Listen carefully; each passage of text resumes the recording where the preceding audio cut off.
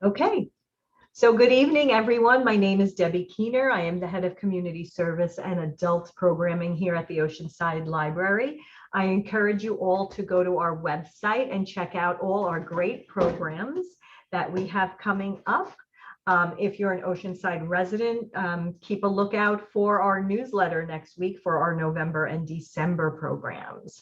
I would like to introduce my colleague and fellow presenter, Nadine, Head of Adult Services here at the library. Together, we are known as Deb and Nay. We have our on the same page, Deb and Nay online book discussion. We have Books and Banter with Deb and Nay, which is our podcast. And if you ever visit us here, we sit side by side. So it's the Deb and Nay show here at the library. But I will hand it over to Nadine and let's begin. Thanks, Debbie. So this evening's guest, as you heard, is Madeline Martin. Her most recent work, The Librarian Spy, was our spotlight novel here at the Oceanside Library. We had our book discussion last week on the novel. Madeline is a New York Times and international best-selling author of historical fiction and historical romance.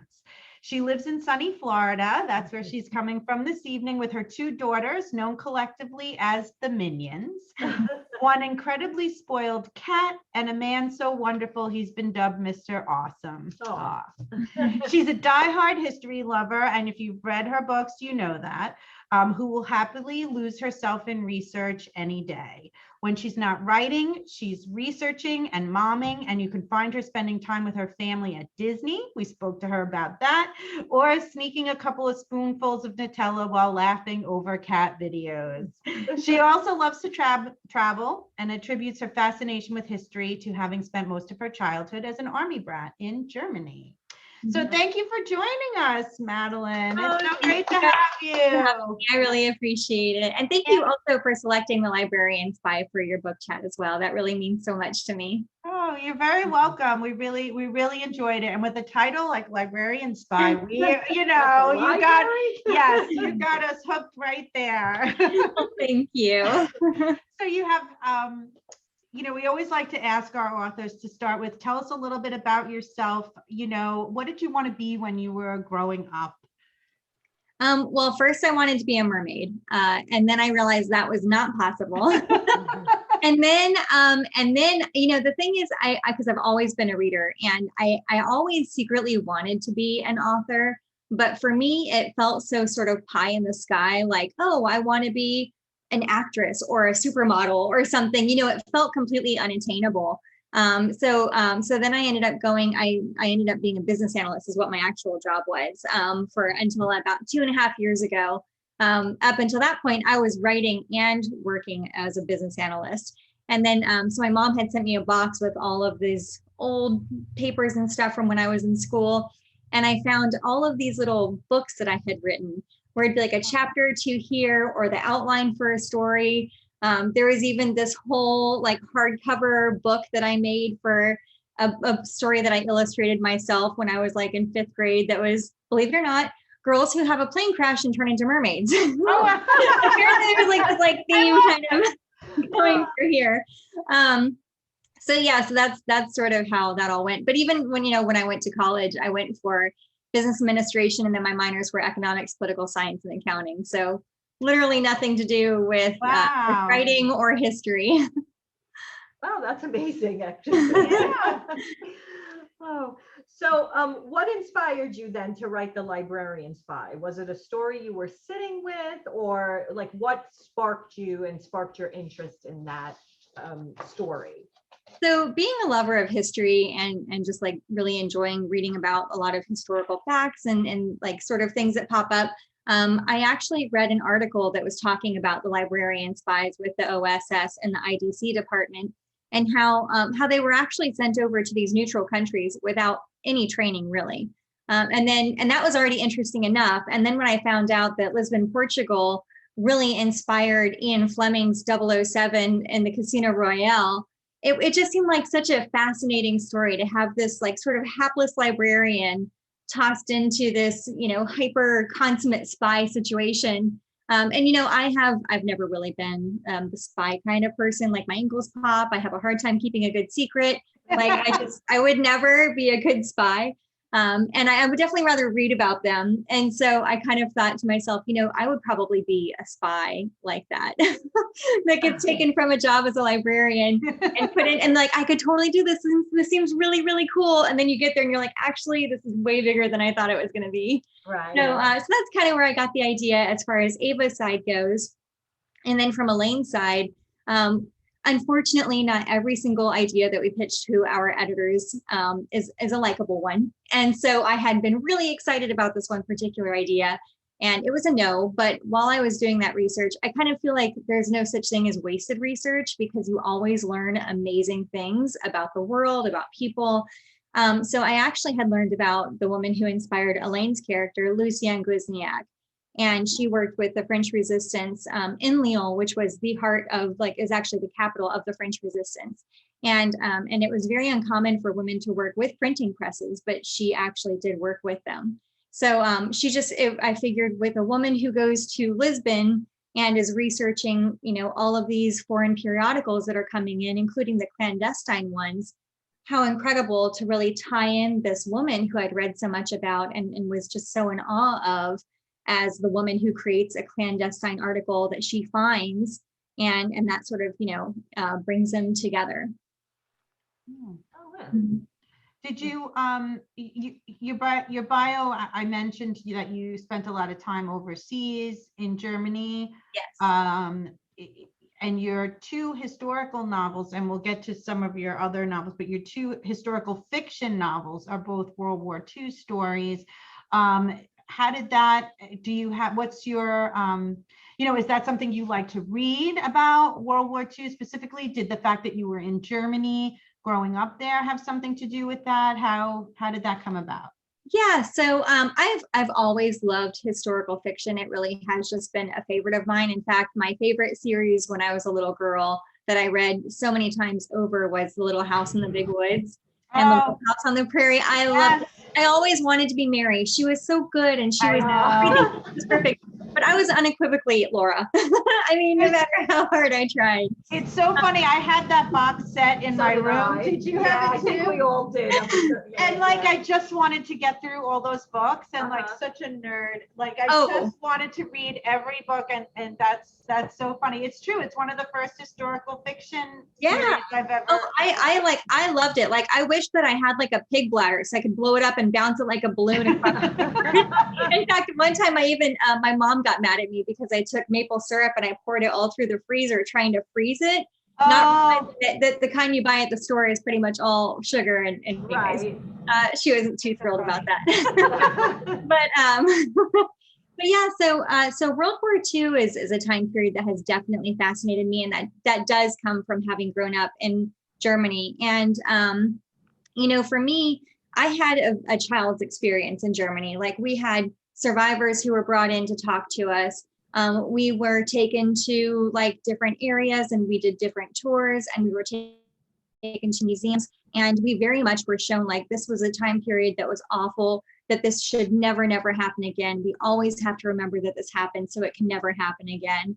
And I really think it had a very profound impact on me, because I have always been so fascinated by World War II ever since, especially really the bravery forward. And they put so much on the line, and they sacrificed so much, and sometimes for people that they didn't even know. And this is like so selfless and so beautiful, and it just, especially in such an incredibly dark and frightening time.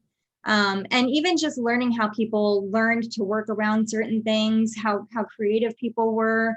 It really is such a fascinating time period in history. And I think the reason why also is because it's not that it's in our lifetime, but there are people still alive whose lifetime it was in. And so it feels so close to us, I think, it's like this, major war that it was so close to us in that regard. Yeah, I would imagine that it must have been so interesting to grow up there with the history of another country that you're in, and learning about that as well, and how much that influenced you. You can see that in the writing, your descriptions of places, and don't know, I think we talked a lot about how the visuals, you can feel yourself in the places that you. Oh, thank you. I appreciate that. Yes. I will say I was very lucky. I got to travel for this book. So I was able to go to Lyon. Oh. I was able to go to Lisbon. I mean, the things we have to do as authors, right? I know. And I also did get to go to DC, and I went to the Library of Congress. And if anybody has not had the chance to do that yet, I highly recommend it because I mean, it's just absolutely gorgeous. And one of our book club members here was talking about, we started a whole conversation about Portugal, and because it was a place, you know, I've never read about Lisbon in one of the books in this way, and I just had this vision, and I started looking online at photos, and you have some on your website if anybody's interested. There's some great photos there of the blocks, they're like tunnels. Yes, yeah. But she had said it was one of these places that she could picture herself living. Like, it was just so beautiful to visit, and she just loved it. And so we went off on a tangent about Portugal, but it really, that's great. So you do travel a lot then to get a lot of firsthand. Correct. Yeah. I'm actually working on a book right now that's set in Warsaw, Poland, and I got to go there for 2 weeks to do research. And it's kind of funny because now everybody knows that I travel for all of my books. And so like when I went to Lyon, I went with my oldest daughter. And then when I went to Lisbon, I went with my husband, and my mom found out that I was writing about Poland, and she said, dibs. So she came with me. Oh, nice. And, yeah, it's pretty amazing just being able to, because I do a lot of research. I do months of research before I go, which is kind of funny because when I reach out to tour guides saying, hey, like I need some additional information about World War II, this is what I know so far. I've had some that are like, you literally know more than me. I think I'm not your person. And so, but you know, once I go, I've done all of this research already. And this is almost kind of like, it's like I have the idea, the whole world is kind of in black and white in my head. And then when I go visit, it's like it fills in all the colors, like all vibrant, and it just pops. And so, so it's so incredible for me to really tie in a lot of these pieces that are missing in my mind, with getting to go and visit and get to see everything firsthand. So working from like an outline before you try, like how do you fit, like at what point in your creation of the novel do you decide to travel? Like, do you know the story? Do you have an outline of the story? How does that work? It's usually fascinating. It depends. I mean, it depends on how much I know about the country.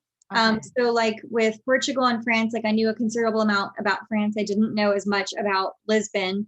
And so, I mean, you can't really start the story off like right in World War II. You have to know the economics, you have to know the politics, you have to know the government, you have to know their world history, like what's led up to that country at that point. So really doing a lot of that research. I mean, it does take, probably like at least 3 or 4 months worth of research before I would ever consider traveling. Because I feel like if you go there and you don't have everything in place, you're not going to know where to go, and you're not going to know what to look for. And so it could end up being a wasted trip, and that's a lot of money. I mean, it'd be really cool still, don't get me wrong, but it definitely, you definitely need to make as much as you can out of it. Because like when I go on these trips, I'm going from like 7 o'clock in the morning to like 10 o'clock at night. I walk like 20 to 25,000 steps a day because I like to try to take the same kind of path that my characters would take. So I know like Rue de Plat goes to Rue de Salah, and that goes down into Velcourt, and I know all of this in my head because I've walked in those paths and I know them. And that's really important. So you need to know where like a lot of the locations in your book are going to be set, so that you can figure out where you're going to be walking and going. That's great because, well, first of all, so when you do go to these places, do you act like the characters then? No, no, that would be super cool. Like they're way more in love than I am. I'm like, but I do try not to stick out like an obvious tourist. I usually try to learn a little bit of the language before I go. Okay. Like even when I went to Poland, I spent like 6 months trying to learn as much Polish as I could, and it is a hard language. But I do try to research like what to wear to make sure that I don't like stand out. I did learn my lesson in France on that one because I wore shorts, And every people were staring at me, and I was like, why is everybody looking at me? I'm just wearing shorts. It's like the summer. And then I realized that nobody really wore shorts except for teenage girls, and I am beyond my teenage years. So I guess it's not Florida anymore, y'all. So now I make sure I even do my research with that too. So wow.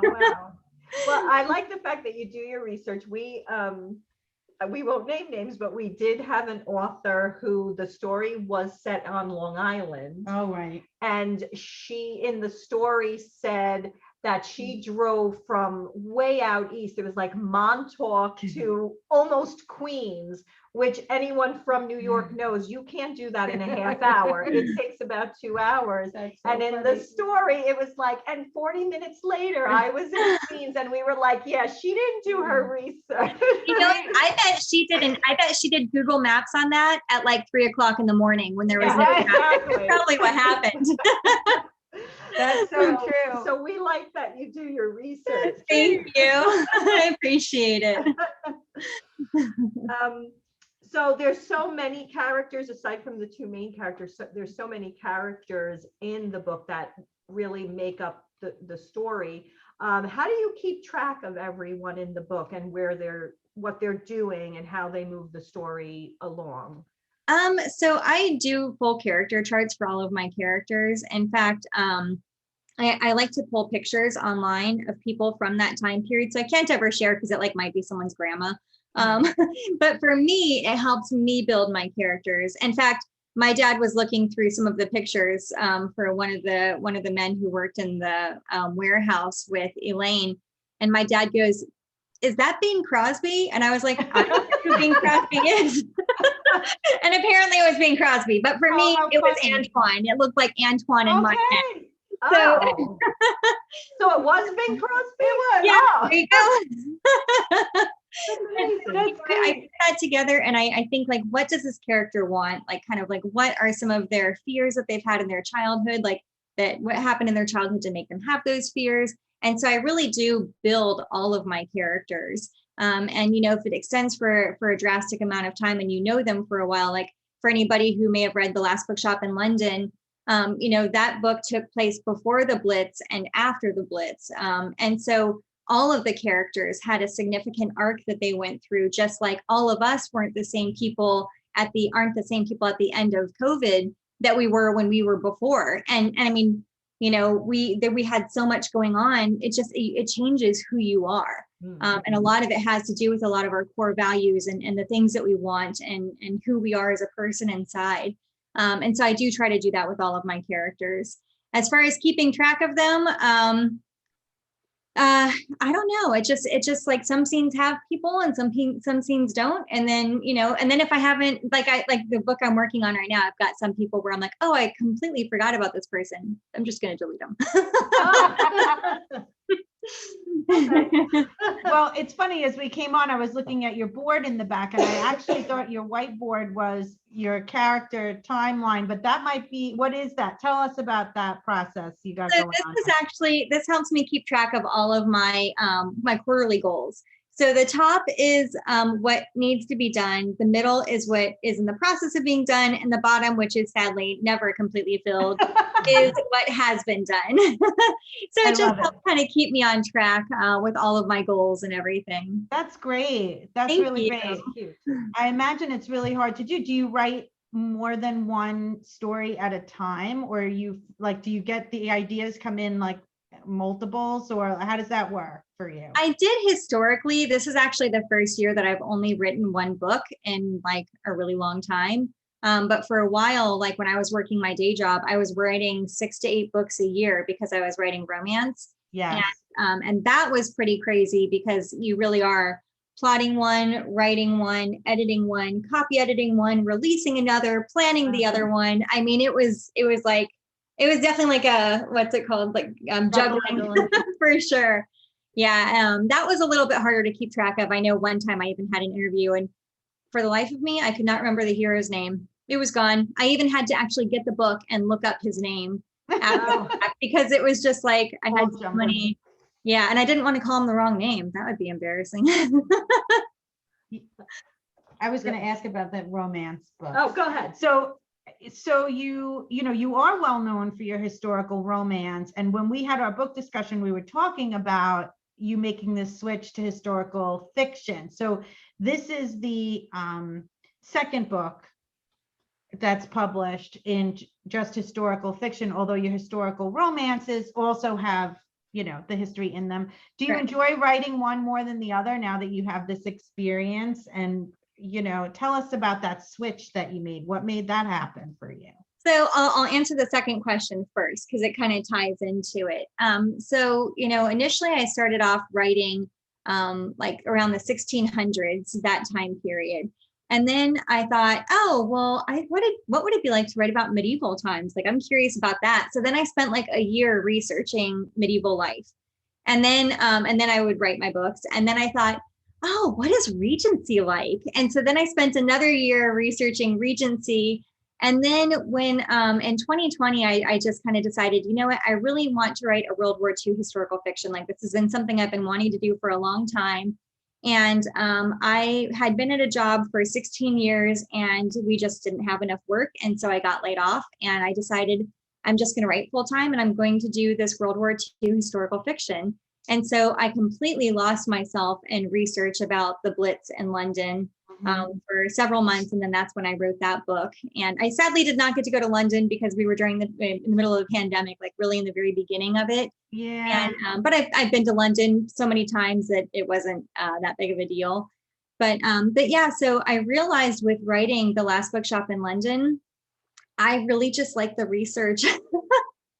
It's like the book is sort of the excuse to do all that research, Yeah. And so I really have kind of like, I had romance obligations that I had to still fulfill while I was writing The Librarian Spy. But this is the first year that I really have completely done only historical fiction. So, yeah. I can tell from how you're speaking about like the passion that you have for research. It actually comes through and you're glowing when you're talking about it. So I find that I find that quite wonderful that you're, because a lot of times, it's fun for you. You're not. It's so much fun. I love it. Like, so I'll go through and I'll order, like when I found out that I was going to be writing this next book, The Keeper of Hidden Books, which is about more librarians actually. But so when I found out I was going to get to write this book, I ordered, dozens. I ordered so many books that the poor woman who delivers the mail had to bring up like those boxes. And like, I was like, I'm so sorry. And so some of them, though, a lot of them actually are out of print. And so they come in very delayed because I have to get them from like 8 Books and some of these sort of random sites. Yeah. And so they're really delayed coming in, and it's great because it's like every day is like Christmas. And so, like I'll get the mail and I'm like, oh, you guys, I got a book. And my family's like, yay, a book. and I open them up like it's the next best football game. That's like, right at the very end and they're tied. And I'm like, oh my gosh, they've got all this stuff here. Like, I've been looking for this. And my family's just like, and they know they'll hear all about it later because I'll tell them all about it. So you should tell them, if you want to come on the trip, you need to be excited. Exactly. Wow, that's very cool. I love it. Thank you. Do you want to talk about the ending of? Yeah, I was going to say this one is good too. Okay. So just, I'm always fascinated about authors that can balance historical fact with the fiction when writing around it. How did you do this successfully with your last 2 novels? And what were the challenges? Well, the challenge is not being able to put everything that you've learned into the book. I don't know if like some people may follow me on Instagram, but I recently just posted because I had written the end of this book that I had just finished. But I have 15 spiral notebooks that I have filled up with handwritten notes based off the research I've done, between the 2 weeks in Poland and over 100 nonfiction books that I've read through. Wow. It is so hard to be like, oh, there's just no room for it, or you can't like fit away, like have a way to put it in organically. And I think that's the biggest thing is when you do put like the historical research and historical details in there, is trying to make sure that you thread it through an organic manner so that it sort of flows with the book and isn't like, oh, and by the way, this thing happened and isn't this cool? I digress. Right. Going back. I would totally love to do that. But first of all, the book would probably be like 700 pages long. And people, I think there'd be more footnotes than there would actually be like text at the top. So, like, for example, like with the Librarian Spy, for the people who did read the author's note, at the back, I did talk about Suso Mendez, because that was something that was so incredibly important to me because, he died in abject poverty. He never recovered politically from signing all of those visas to help all of those refugees getting out of France. But nowadays they have the Suso Mendez Foundation with tens of thousands of not ancestors. Sorry, I'm telling you, my brain is so fried from my deadline that I've been doing. From all of the descendants of the people who he saved. And, wow. But, that happened 2 years before my book really started. So I can't be like, oh, and then 2 years ago, Suso Mendez. Yes. That's very much like that author intrusion. Although I tried so hard to find a place to put it. And finally I was like, author's note. That's where it's going. Yeah. So, and it's heartbreaking because, what a hero, right? And to not be able to put his name into the main part of the story and really let him take that highlight. It was really hard. I'm sure. Do you ever fight with your editor about taking things out and or do you tell them, no, this has to stay? So even though it may, like you're saying, maybe it doesn't fit organically, but you really want it to stay and the editor is like, eh. I've never really had to go back and forth on it. They usually if they suggest things that I haven't really agreed with, I might come back and just be like, actually, I really want to have this here, and I'll explain the reason why. Okay. I'm one of those person when I do I'm sure when they get my first round of edits back, they're like, oh, and here come all the comments. Because if I decide not to use something, I have this paragraph as to why it should be there, justifying. So they haven't really come back and said take out anything. For example, with the Librarian Spy, because I have an editor and an assistant editor, both of them are really wonderful who helped me with my book. And one of them had said that I was talking too much about Elaine being hungry. And they said that I should get rid of some of it. And I said, nope, because when I read through all the firsthand accounts of people who were in France during World War II, that overriding theme of hunger was so prevalent. And it needs to be prevalent in this book as well, because I really wanted to convey the fact that they were starving. They were so hungry. And so for me, I felt like I had just the right amount in there. Hopefully other people agree. No, I think it came across. The desperation and the constant reminder, to even think about, how we are, half an hour late for lunch and my stomach. Oh, I know. Right. And then the hunger is so powerful. And right. I think it worked. You had to emphasize that because even when you go in with Noah and his, how excited he was about the treat that he had and, him, getting more comfortable eating and that was hunger drives so much. So yeah, I think that worked really well. Thank you very much. Yeah. Thank you. And when I did the scene when Sarah and Noah go to Lisbon and they sit down at that restaurant and she sees all that food, I actually started crying when I wrote that scene. Yeah. Because I felt I try to be my characters when I'm writing, even if it's not, Sarah was not a POV character, but I still was her when I was writing that scene. Sure. And it was a very emotional scene for me to write because I was just thinking, imagine going all of these years with no food, literally watching your child starving. Yes. And then you go here and there's so much food that it doesn't even fit on the table. What must that be like, Yeah. Yeah, that's very powerful. Did you know the ending of The Librarian Spy? Was there anything that came to you as a surprise when you finished the novel? No, I like to joke that I'm so type A, I'm 12 point Times New Roman font. So I have a pretty solid outline as far as my book goes. In fact, so interestingly enough, when I was writing this book, So again, it was during the pandemic. So Lisbon, or rather France, had opened up, but Portugal was still closed. And so I had to make that decision. It was obviously not a financial one, to go to them individually at different times. So I went to France first. And then when I finished up my trip in France, I actually sat down and I wrote all of Elaine's character completely from start to finish, because I had it plotted out based off of a timeline. And then when I went to, so then France, or Portugal opened, ironically, right around the same time that France closed. And I was like, oh, thank God that I didn't decide to try to go to both of them, or I would have missed going to France. So then I went to Portugal and I was able to completely write Ava's perspective. And then I really just kind of zippered them together. So yeah, and I actually, one of the reasons why I did that, well, there were a couple of reasons. One, because I just been to those countries and I was inspired, and so I really wanted to write them. But two is that I really wanted these characters to read like totally different people. So I tried to use a unique voice for both of them individually, and you can't really keep a voice in your head. That sounds like probably bizarre, but you can't keep a character's voice in your head flip-flopping back and forth as much as you can when you stay in it in its entirety. So yeah, so that's kind of why I ended up doing that. But before I started any of it, I had a detailed outline where I had all of the dates specifically marked, so I knew what was going to be happening when. And, you know, especially, so I can talk spoilers, right? Yeah. Okay, I just wanted to make sure, because I didn't want to ruin it for anybody.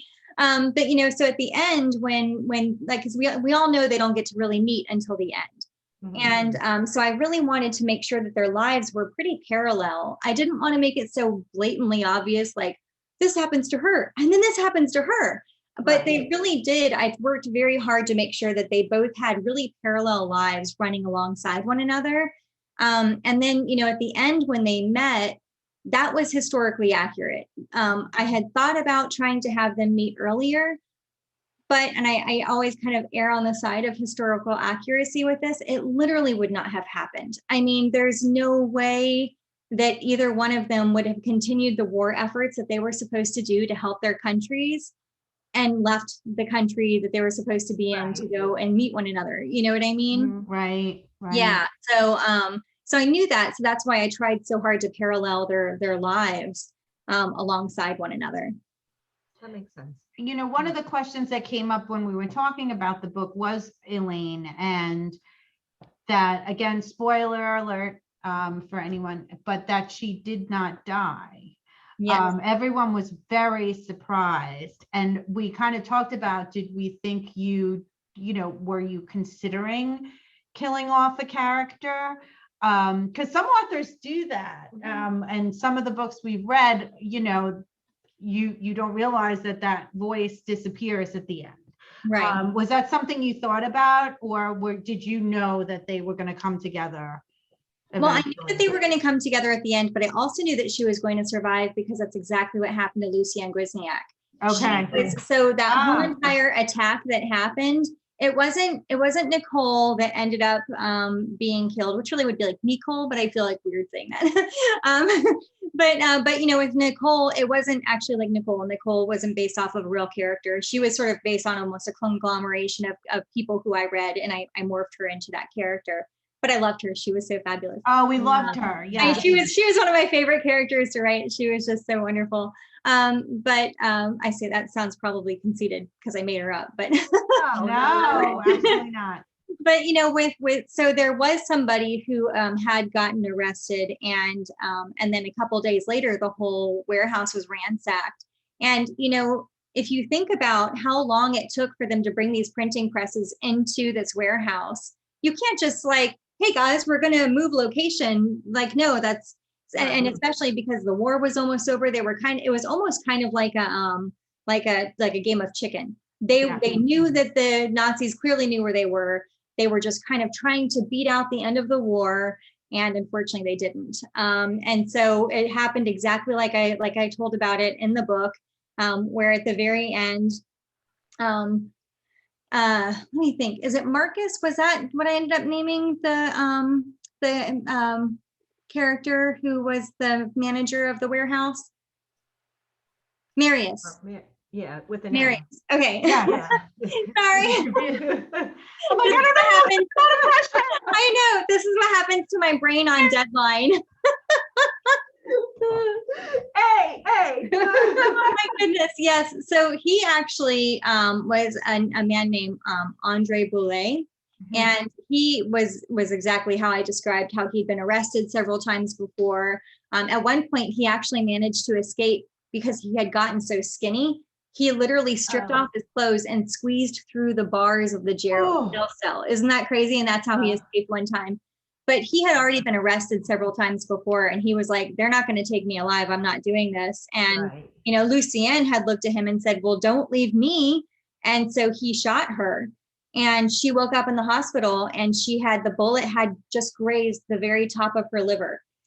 Even though he shot her like in the chest, that's just where it happened to be. And then she ended up escaping from the hospital where she was at. And so I thought, I mean, the truth is stranger than fiction, right? It is. And I thought, this is amazing. I'm just going to use it as it is. So yeah. Wow. Any chance that, or any talk about this being turned into a movie or a series? No, not yet, but that would be pretty amazing. Like I'm telling you, like if one of my books ever became a movie, I'd probably die. Like I'm sure. So if it did though, are there any actresses that you feel like, oh, that person's definitely Ava, that person's definitely Elaine? Or so the funny thing is, so I'm in my 40s now, and all the characters that I would think of are like also all in their 40s. Those are all the actors and actresses I know. All these young ones, I'm like, I don't know who these people are. I know. I hear that a lot. We do it all the time. We're like, Julia Roberts. I feel like I would be such a horrible judge of that. Like there would be like this like older cast, and people would be like, aren't they supposed to be like in their 20s? Right. So and I'm like, but they look like they're in their 20s, right? Yeah. That's so true. So yeah, so I would be horrible for casting this movie. I would have to definitely leave that for the director. Oh, we know Bing Crosby. Yeah. Right? He's gonna roll. Bing Crosby still can play this part because Antoine, I mean, he just nailed it. That's great. That's great. What do you want your readers to come away from after this novel? So, a couple of things. One is that to just really have an appreciation for all of the brave efforts of the men and women, in Lisbon who were working that people didn't even know because they were like, oh, like Lisbon was neutral and there was nothing going on. There was a lot going on, and there were a lot of brave people still putting their lives on the line. And, and especially like in France too, with the French resistance, those people lived in constant danger, which is why I had Josette and really showed her character, her nerves unraveling, because that's happened. I read several accounts of that. But also something I think is the most important is for people to have an appreciation for what the refugees went through, to have escaped Nazi persecution and come to Lisbon, Portugal, and be in this sort of hell of this interminable wait with these various visas and this red tape that, ultimately was really put in place because of anti-Semitism. Nobody wanted to say that, but that's really ultimately where it came down to with a lot of it. And it's so sad what they had to go through for so long with all of that. And so that's something important that I would want for people to be able to take away from that. So off topic, I guess, a bit, but not really. On your free time, what genres do you like to enjoy reading? So it's interesting. I'm all over the place. I love classics. I love zombie dystopian. I love books about like witches and medieval times. I love historical fiction. So like I love to get all the endorsement reads that people request of me. It's great. Like, hey, will you read like who's one that I just recently? Sarah Penner. I got to read her new book like 4 months ago. When didn't even have a cover or anything. Like that's so cool, which she's a friend of mine, so she'd ask me, but it's so neat, like getting to read a lot of these books before they even come out, and like it's just really cool. Oh, that's great. So yeah, so I read everything, and I listen to a lot of books also. I'm actually listening to Mad Honey by Jodi Picoult right now. And oh man, it's so good. It's like addicting. One of our colleagues is reading that as well, and she said it's great. It's so different from her other novels. It's very like who done it, like almost like psychological thriller. Oh, Yeah. I highly recommend it. It's Okay. and I'm listening to the audiobook, and the narrators, there are two different narrators. One is for the little, like the teenager, and one is for the mom. Both are phenomenal. So I highly recommend it if anyone's been on the fence. Mad Honey. Good, Yeah. good recommendation. Thank you. So we want to encourage anyone in our audience, if you have any questions, to please put it in the chat and we can read out the questions. While we wait for that, would you like to play the lightning round? Yeah, let's do the lightning round. Okay. All right, I'm gonna put a minute on the clock. So I'll read the questions. Yes. Okay. So it's a 1 minute lightning round and you tell me when. All right, hold on. Stopwatch. It takes me forever to do anything. On your mark, get set, go. Which character from your novel would you like to have a drink or coffee with? Elaine.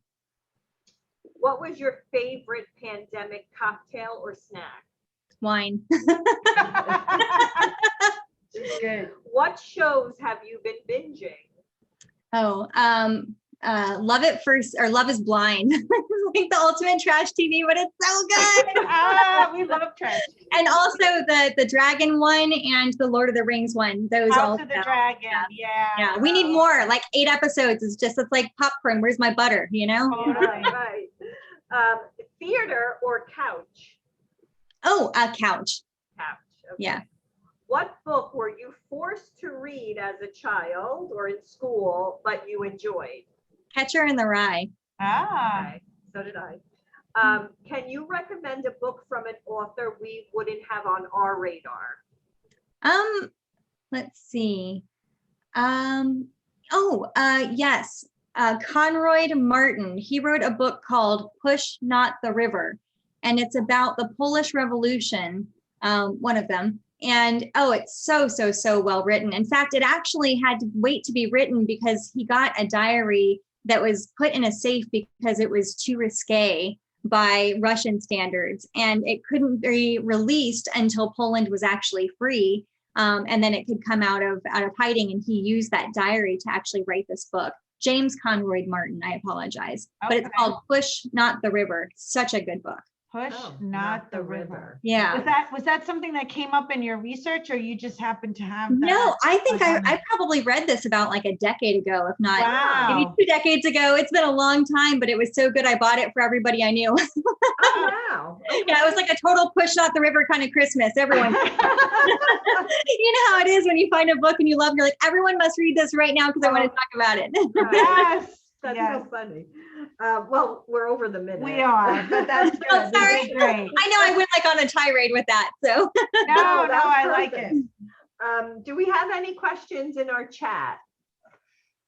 Anyone have any? Any comments, any questions? You have any last? Are you part of a reading group a writing group at all? I know sometimes our authors meet with you mentioned that other author that you were friends with, so it kind of made me think if you were involved in a writing group or. I used to be part of Romance Writers of America, and now I am part of Historical Novel Society and Women Writers. I think it's WRWA, Women Writers. I should know that better, but I'm not like super active with any of them right now. But I do have like my 3 besties. We all write. And so we're like, our water cooler is like right here. So all day we do writing sprints together. We help each other with plot ideas. We encourage each other. We cry with each other. And we do a couple of retreats a year. In fact, I actually have a retreat in December that I'm meeting up with them. And Sarah's going to be there as well. My 3 girlfriends are going to be there as well. And then we have, I think there's like 10 of us. We rented this massive house in Orlando. Oh, nice. And it's fun because it's Orlando. So like some of them have like themed rooms. There's like a NASA room. There's like a little mermaid room. There's a huge theater that has Jurassic Park. It's got like a dinosaur coming out, you know. So it's really cool. We're really looking forward to it. That sounds so fun. Yeah, it's great. Do your girls, well, your oldest at least, do they read your books? Like, would you encourage them to read your oldest? Not the romance, but the historical fiction, yes. In fact, my oldest read The Last Bookshop in London, and she brought it down the next day. And I said, "Oh, you don't want to read it?" I was like, "That's fine. Like, it's not a big deal." And she started crying and she said, "I just finished it. And it was the most beautiful book I've ever read." Oh, that's the sweetest. It's really proud, like mom moment for me. You know what I mean? So that's really nice. That's great. Yeah. Oh, my family is also incredibly supportive. I am so immensely lucky. Oh, good. That's nice. We do have a question. I don't have a name, but our question is, did your experiences in Germany influence how you portrayed the Germans in the book? No. And this, you know, like I said, my experience in Germany was very much from a child's perspective. And as I've gotten older, and the research that I've done, I mean, I've read things that I will never put in my books because they're so disturbing. In fact, I wish that I had never read them because I'm never going to be able to get some of those things out of my mind.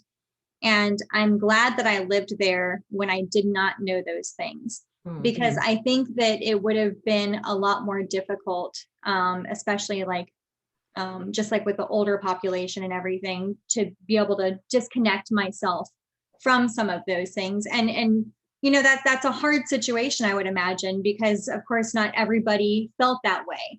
Right. But it's definitely a different world being an adult and doing and learning about World War II versus being a child and learning about World War II. So I'll just leave it at that. Very good point. Yeah. Good point. Any other questions from our audience? All right. Well, I have to say we thoroughly enjoyed your novel. I am ready to reach out. I want to try some of those romances that you had too. We were talking about them. Tell us, can you share a little bit about the next book that you've been? Yes, because and they're putting together like cover mock-ups right now, and they're starting to put on the back cover blurb. So I'm sure something's going to be coming out sooner than later. So I don't feel as coveted, about trying to safeguard what it's about. But really a lot of it has to do with the true efforts of librarians in Warsaw during World War II, because when the Nazis came in, they wanted to completely get rid of all Polish culture. So they were literally pulping books. They by the libraries, like they would get a whole library from an elementary school and pulp all of those books. Wow. And so they were, they had all these efforts, like they closed all the libraries, but they had these like clandestine libraries that they were like lending books from. In the ghetto, people actually had suitcases full of books that they had of their own personal belongings that they were lending out to people. So really a lot of it has to do with the Polish history itself, and it's covers the siege of Warsaw in September 1939 all the way through in 1945, and I don't want to say what happens because that's kind of a spoiler. I mean, obviously not from a war perspective, we all know, but for the particular book. So I and I also really with this book I explored a lot of Polish authors. Okay. And just even like pianists and just everything else. It's a lot of it is like Polish culture. So I'm really excited about this one. You must really love libraries. Your focus on books and libraries is just awesome. That makes me so happy. Yeah. I'm a bookworm, man. I'm like proud of it. I love books. I love reading. I always have. Well, I say that. My mom apparently said that when I was little, they used to have to pay me a penny a page, but I don't remember that, so it doesn't count. Obviously it stuck. So well, yeah, it's working for you. So thank you to your mom. Yes. Thank you. Well, if we have no other questions, then I just want to thank you so much. Thank I know you. you're in the middle of a deadline for taking the time to meet with us this evening and talk about this amazing novel. It really was just so, we learned so much. We had such a great discussion. Your research was unbelievable. Yeah, Thank you. It makes my history loving heart go pitter patter hearing how much you guys enjoyed that aspect of it. So thank you guys so much for Absolutely. having me today. I really do appreciate it. Oh, Deb and thank Kay, you you. ladies are fabulous. Oh, thank you. If you ever Thank come you. to Long Island, come and Yes. meet us. Oh, yeah. You know it. Yes. And I'm 45 minutes to get there if I'm going from that one place. Well, thank you so much. And thank we wish you, The best. the Can't wait best. for the next Can't wait novel. for the next Thank you novel. so And good much. luck with the deadline. Yes. Good Thank luck. you. Almost there. Yes.